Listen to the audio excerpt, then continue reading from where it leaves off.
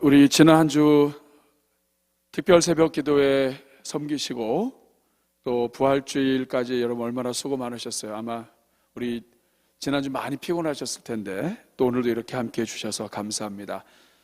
다음 주에는 우리가 중앙유아교육원 이제 조금 겉에서 볼 때도 조금 간판도 붙이고 이제 조금 자리 잡아갔어요. 이제 이번 다음 한 주가 되면 더 될 텐데 이제 우리가 그 나라에서 이렇게 해도 되는 어떤 그런 시점이 되면 그걸 맞춰서 우리가 지금 중공 감사 예배를 드리는데 특별한 문제가 없는 한 다음 주에 우리가 드리게 됩니다. 여러분 계속 기도해 주시고 하나님 이 코로나의 아픔 속에서 우리 교회가 지난 65년 동안 함께했던 그 다음 세대를 위한 투자를 정말 믿음의 자녀들을 키우기 위한 하나님의 특별한 선물로 알고 우리가 걸음을 시작합니다. 하나님 도와주시고 은혜 베풀어 주시옵소서. 여러분 기도하실 때 하나님이 우리 교회를 귀하게 사용해 주실 줄로 믿습니다. 우리가 봐도 조금 제정신이 아니에요. 저렇게 길가에 있는 좋은 건물을 갖다가 아이들을 위해서 쓴다? 이건 상징적인 거라고 생각해요.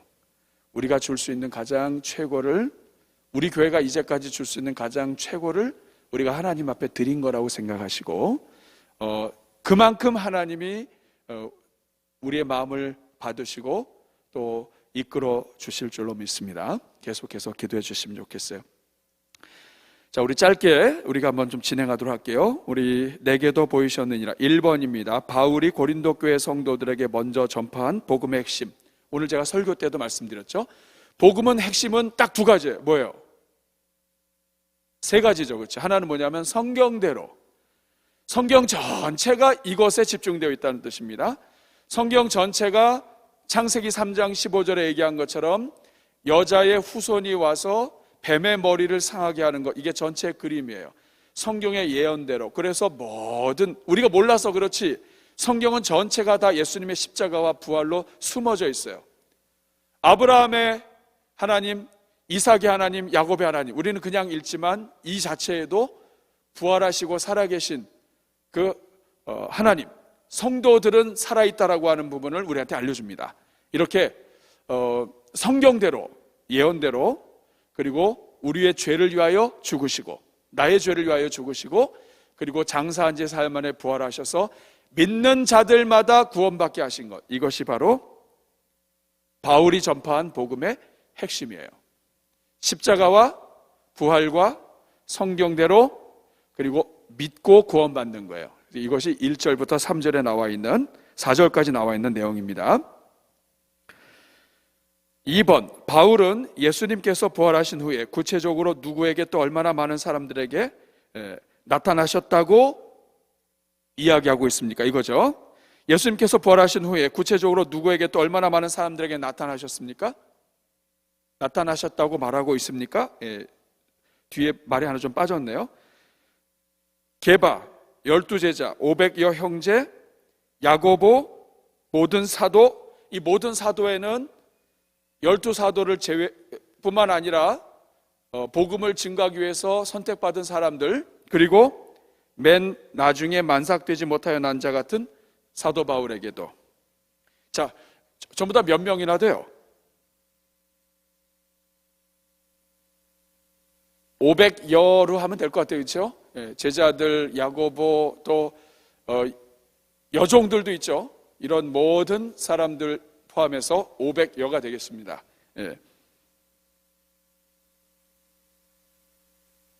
자, 3번 문제 같이 있습니다. 시작.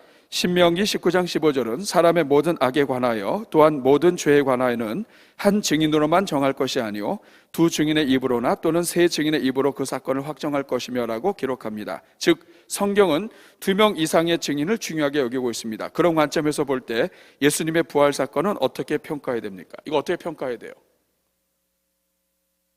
이거는 증인이 무지 많죠. 그렇죠? 그래서 아까 설교 때 말씀드린 것처럼 하버드 대학의 법률 교수인 그린리프, 닥터 그린리프 뿐만 아니라 여러분 유튜브에서 치면 예수 사건이라고 하는 영화가 있어요. 리 스트로벨이라고 하는 사람이 예수 사건이라고 하는 그 예수 사건이라는 책이 영화로 나왔는데, 이 사람이 시카고인가 그쪽에 그 저널리스트예요. 기자예요. 그런데 이 사람이 부인이 하도 교회를 다니고 열심히 다니니까 내가 예수님 절대로 믿지 못하도록 교회 다니는 거 이거 기초부터 흔들어서 아예 못 가게 해야 되겠다 해가지고, 이 사람도 또 법학 출신이에요. 그래서 이 사람이 그때부터 이 사람 저 사람 물어다니면서 기독교를 넘어뜨리려면 어디를 건드려야 되냐 했더니 공통적으로 부활만, 성경에 있는 내용들을 거부하고 그 핵심이 부활이라는 걸 알았어요. 그래서 이 부활을 건드리려고 했다가 이 사람이 나중에 예수님 믿습니다. 그렇게 되는 거예요. 또 우리 영화 중에도 그런 거 있죠. 아주 오래된 영화 있지만 벤 허.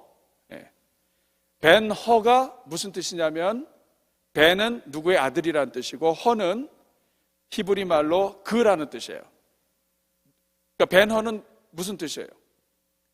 그의 아들이라는 뜻입니다. 이 벤 허라고 하는 영화도 마찬가지예요.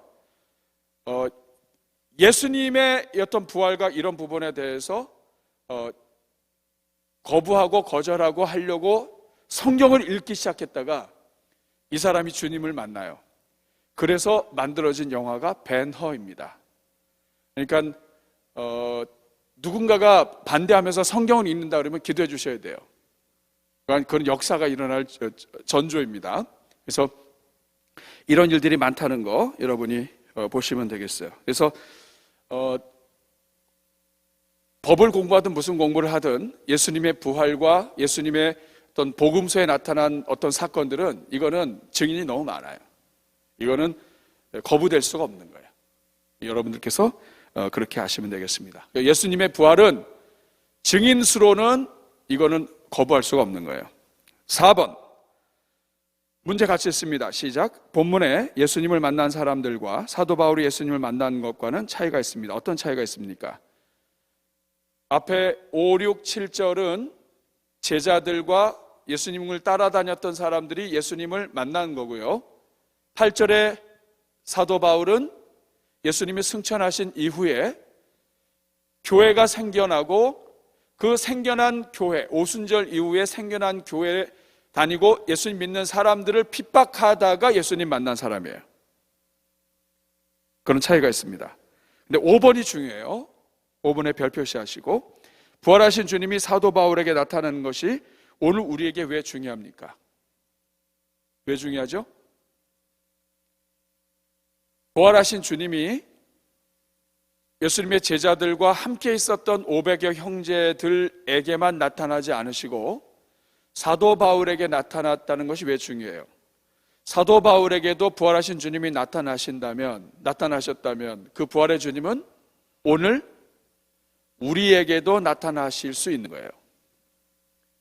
부활의 주님은 우리가 전혀 생각하지 못했던 때 나타나실 수 있고, 교회를 핍박하고 심지어는 원수가 되었던 사람이라 할지라도 사명자가 되게 하시는 하나님이라는 거예요. 사도 바울은 예수님 믿고 나서요, 그의 모든 명예와 이런 거 진짜 다 버렸어요. 그냥 가만히 있으면 잘 먹고 살 사람이 부활의 주님 만나서 인생이 완전히 바뀌었지만, 여러분 잘 생각해 보세요. 사도 바울이 계속 핍박하고 다녔다면 사도 바울은 그렇게 살다가 죽고 이름도 제대로 안 남았을 거예요. 그런데 부활의 주님 만났기 때문에 성경의 이름이 기록되고, 그리고 예수 그리스도를 닮은 사도로 존경을 받게 되는 사람이 됩니다. 이게 주님의 역사예요. 어떤 원수도 사명자가 되게 하는 거예요. 그래서 이 5번을 함께 나눌 때에는 특별히 그 각 목장 안에 정말 오랫동안 믿지 않는 사람들이 있죠. 자, 사도 바울이 부활하신 주님을 만났다면 우리 집안에 정말 절대로 이 사람은 부활의 주님을 만날 수 없는 그 사람도 만날 수 있는 거예요. 그 사람의 이름을 한번 나누고 그 인간이 어떤 인간인지 서로 함께 나누면서 5번을 함께 다루면서 같이 기도하고 축복하는 시간을 가지면 아주 좋겠습니다. 자, 6번 문제입니다. 바울이 다른 사도들보다도 더 많이 수고한 이유는 무엇입니까? 9절과 10절에 보니까 더 많이 수고한 이유는 사도 중에 가장 작은 자고 교회를 박해했었고 사도로 칭함받기는커녕 원수라고 칭함받아야 되는 사람이었는데 하나님이 사도 세워주셔서 이게 은혜라는 것을 깨달은 거예요. 그래서 더 많이 수고했다는 것이죠. 그렇게 했던 사도 바울의 심정이 어떤 것이었는지 여러분의 느낌을 한번 해주시기 바랍니다. 나눠주세요. 우리 중에도 그런 분이 있죠. 우리 중에도 아주 얌전하게 주님의 교회로 나온 사람이 있는가 하면 우리 심정 우리 장로님들 목회자들 중에도 그런 분들이 있어요. 옛날에는 저 깡패 출신이었다가 오신 분들도 꽤 있고 또 그러면 나가 뭐 이러면서 이제 이런 분들이 있었죠. 그리고 우리 겉으로는 맑고 정숙하고 깨끗하고 아름다워 보여도 이 중에 우리 권사님들, 집사님들, 여종들 가운데 과거에 심각한 그러한 아주 그런 분들도 계실 거예요. 그런 것들을 좀 나누세요. 우리 저 권사님은 좀 어떠셨어요? 예수님 믿기 전에 어떠셨는지, 사도 바울하고 비교할 때 어떤지, 사도 바울의 이 마음을 혹시 조금 아시는지, 그렇죠? 혹시라도 여러분 중에 본인이 좀 그랬다고 하시는 분이 있으면 나는 진짜 예수님 믿을 수 없는 사람인데 믿게 된 거 있잖아요. 집안 전체가 다 불교 집안이고 도교 집안이고 막 그런데 어떻게 믿게 됐다든지 이런 것들 좀 같이 나누시면서 그렇다고 한다면 우리가 어떤 마음으로 하나님을 섬겨야 되는지 이런 마음들. 그래서 우리 첫사랑을 좀 회복하고 다시 한번 마음을 이렇게 조여매는 그러한 시간들이 좀 되면 좋겠습니다. 자, 말씀의 맥 잡기입니다. 이번 주에 반드시 함께 전해야 될 내용은 1번 같이 읽습니다. 예수님의 부활은 복음의 핵심 진리이며 성경의 예언대로 죽으시고 다시 살아나신 예언의 성취이고 이를 믿는 자들마다 구원을 얻게 돼요. 십자가와 부활과 성경의 예언 성취와 믿는 대로 구원받는 것, 이게 이제 복음의 핵심입니다. 2번 문제 같이 읽습니다. 시작. 예수님의 부활은 사람들이 만들어낸 이야기가 아니라 역사 속에서 생존했던 수많은 부활의 증인들의 고백 위에 서 있는 견고한 진리입니다. 자, 부활의 진리를 깨뜨릴 수 있었으면 벌써 깨뜨렸죠. 근데 못 깨뜨립니다. 오늘 주보에 보시면 사랑의 목장에 부활을 반대하는 여러 학설들 제가 제목을 쭉 써놨어요. 여러분이 한번 목장 모임 하시기 전에 한번 읽어보시고 하시면 좋겠습니다. 3번 문제 같이 3번 말씀의 맥잡기 3번 같이 읽습니다. 시작. 우리 하나님은 그 어떤 인생도 구원하시고 복음의 일꾼이 되게 하시는 은혜의 하나님이십니다. 따라서 오늘 우리는 항상 구원의 은혜에 감사하며 우리를 통해서 또 다른 은혜의 역사가 나타나도록 힘을 다해야 할 것입니다. 그레샴 메이첸이라고 하는 학자가 이런 얘기를 했어요. 우리가 구원에 대하여 어떤 성도의 삶에 대하여 이런 거 저런 거 듣는 것도 중요하지만 진짜 우리가 들어야 될 것, 우리에게 가장 필요한 것은 하나님이 나 같은 죄인을 어떻게 사랑하셔서 구원해내셨는지, 이게 가장 출발점이다. 그렇죠? 그래서 나 같은 죄인을 우리 주님이 정말 십자가의 죽음으로 구원하시고 살리신 것에 대해서 함께 감사하는 시간이 되면 좋겠어요. 맨 마지막 거 같이 읽어보겠습니다. 시작. 우리의 죄를 사하시기 위해 고난받으시고 부활하신 주님께 각자 감사의 고백을 적어보고 나누어 봅시다. 또한 하나님의 은혜에 보답하기 위해 이번 주에 내가 할 수 있는 일이 무엇인지 나누어 봅시다. 각자 감사의 고백을 좀 써서 같이 또 나눌 수 있고, 그 다음에 이번 주에 내가 할 수 있는 일들 같이, 사도 바울처럼은 아니더라도 할 수 있는 일들, 어떤 일이 있습니까? 교회의 원수, 내가 정말 미워하는 그 사람이 복음으로 깨어져서 하나님의 도구가 되게 해달라고 기도하는 거, 그렇죠?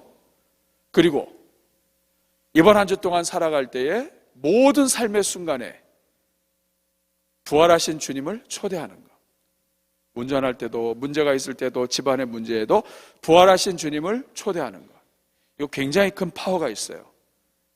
이상하게요, 우리가 예수님을 믿는데 십자가에 달려 죽으신 예수님만 꼭 붙잡아요. 부활하셨는데도 불구하고 다시 사신 그 주님이 우리와 함께하고 있는데 그거는 자꾸 뒤로 하고 십자가에 달려 죽으신 주님만 자꾸 묵상을 해요. 같이 가야 돼요. 나 같은 죄인을 위하여 죽으신 것 감사하지만 예수님의 복음은 거기서 끝나지 않고 우리를 위해서 죽으신 그 주님은 죽으신 이유는 우리를 살리시기 위한 거예요. 부활의 주님과 동행하도록. 그래서 날마다 우리 십자가를 지고 가야 되지만 동시에 부활하신 주님과 함께 우리가 섬길 수 있고 사역할 수 있고 그리고 남을 봉사할 수 있도록 우리가 이런 마음으로 같이 한 주를 살아가면 좋겠습니다.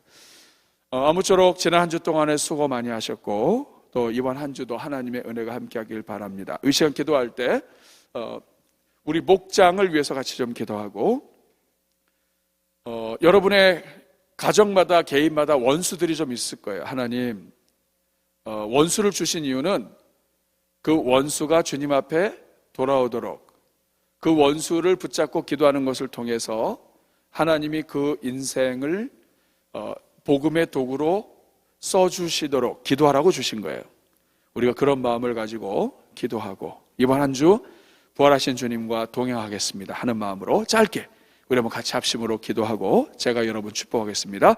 우리 같이 기도하겠습니다. 은혜로우신 아버지 감사합니다. 우리 사랑하는 교구장, 목자 그리고 우리 모든 목장을 섬기는 일꾼들이 오늘 이 자리에 함께 모여서 우리가 주님의 십자가 부활에 또 감사하며 우리가 함께 말씀을 나누었습니다. 사도 바울의 가슴 속에 있었던 그 뜨거운 열정, 나 같은 죄인 살리신 그 은혜의 놀라와 그 감격과 열정이 우리가 아버지 식어지지 않게 해주시고 혹시라도 우리가 첫사랑이 식은 영혼들이 있습니까? 하나님 이번 한 주 동안에 묵상하는 동안에 아버지께서 새롭게 일으켜 주시옵소서. 주님,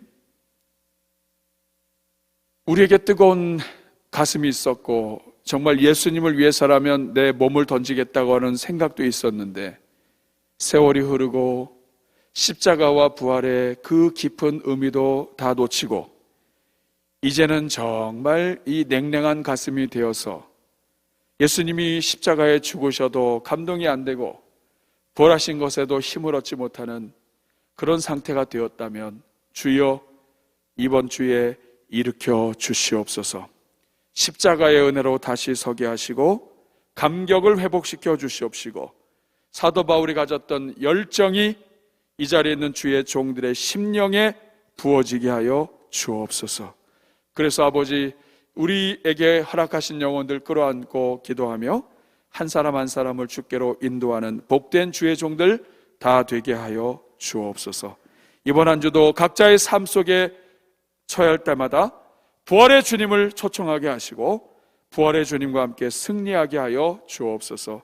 예수님의 이름으로 축복하며 기도하옵나이다. 아멘. 수고하셨습니다. 우리 하나님께 감사의 박수하고 마치겠습니다.